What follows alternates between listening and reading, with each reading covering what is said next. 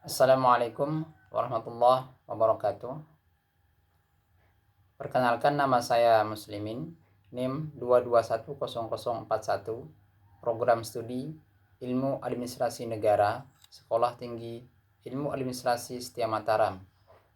Tujuan saya membuat video ini adalah untuk memenuhi kebutuhan ujian akhir semester 1 mata kuliah Dasar-Dasar Ilmu Politik. Saya akan sedikit mempresentasikan materi definisi negara, fungsi negara, sifat-sifat negara, unsur-unsur terbentuknya suatu negara, dan bentuk negara. Baiklah, saya akan sedikit menjelaskan definisi negara secara umum.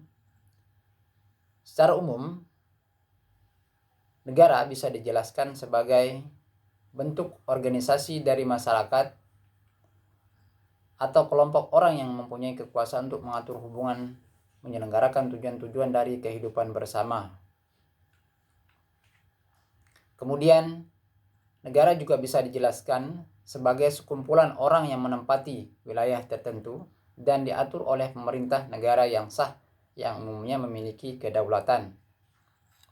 Sedangkan menurut Max Weber, negara adalah suatu masyarakat yang mempunyai monopoli dalam penggunaan kekerasan fisik dalam suatu wilayah.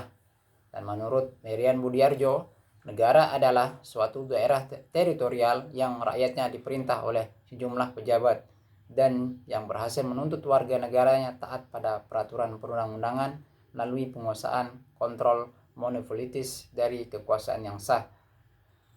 Kita beralih ke fungsi-fungsi negara.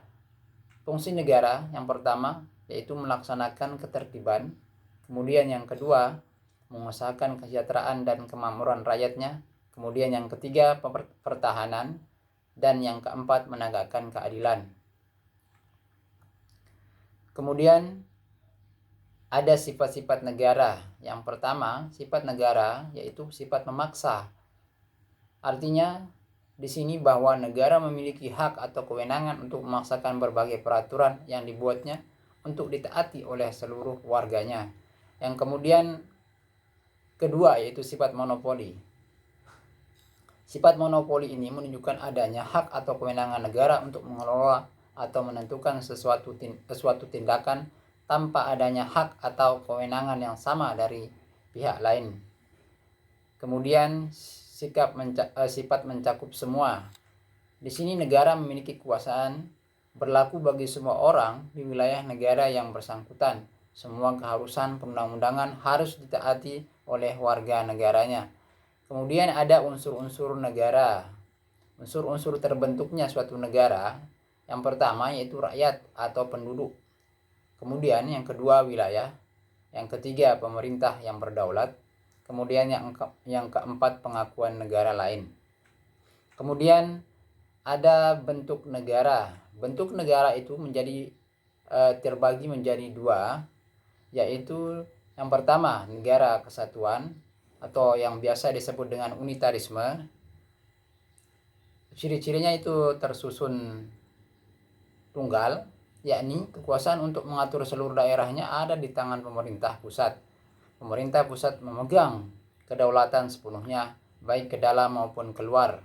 Hubungan antara pemerintah dengan rakyat dan daerahnya dapat dijalankan secara langsung.